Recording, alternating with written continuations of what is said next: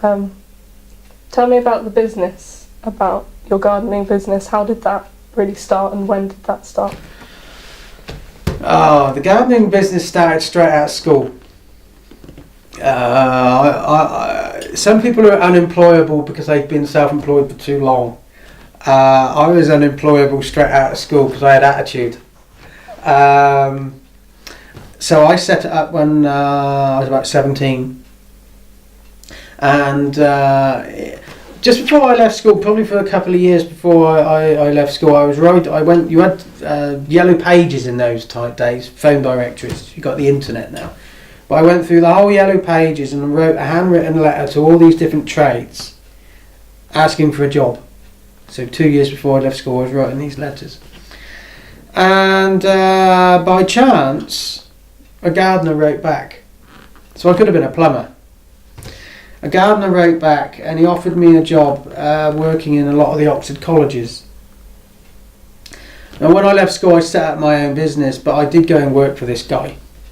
And I realised employment wasn't for me.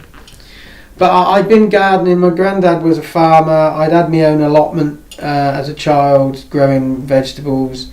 I was interested in gardening, but I didn't necessarily know that was what I wanted to do.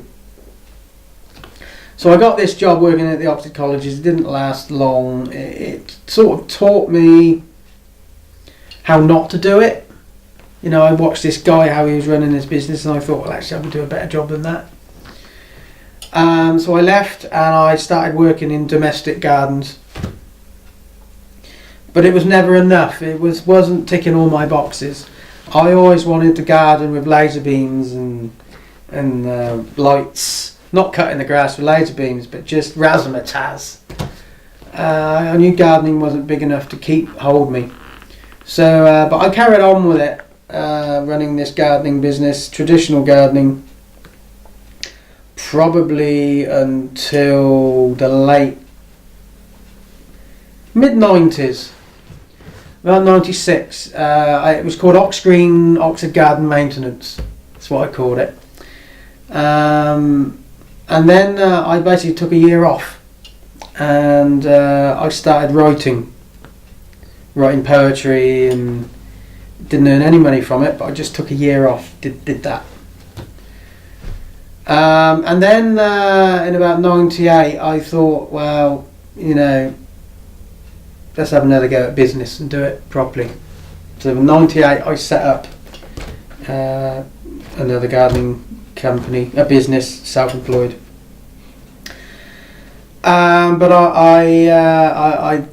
I wanted to do more design, garden design, landscaping, maintenance, and so that's what I went into. And then that came into like the 2000s, and I sort of started losing my way again, because again it wasn't big enough to hold me. And then I should have probably given it up in 2002, but you just carry on because it's what you know. And then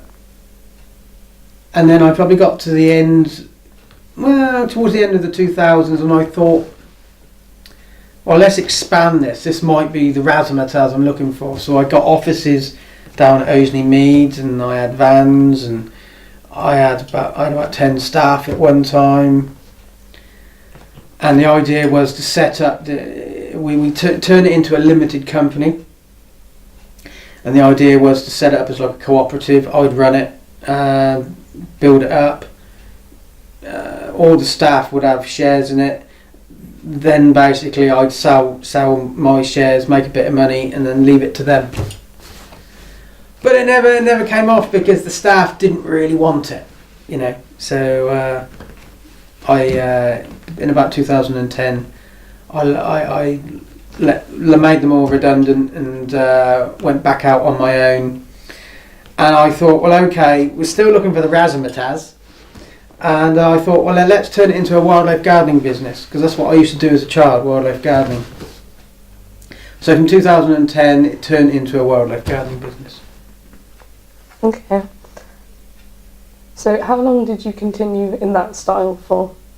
What, wildlife gardening? Mm-hmm. Not for very long, because in 2005 I had about a year of high stress, and then that expansion in 2010, that was high stress as well. And when I laid everybody off in 2011, I said by the end of 2011, if I don't have some sort of physical illness because of that level of stress, I'll be amazed. So I started doing this wildlife gardening idea, but then by end of 2011 I started to feel unwell, and I had aches and pains in my joints. And I suppose I built up the wildlife gardening momentum going 2012, 2013, but the illness was building at the same time. So they ran in parallel.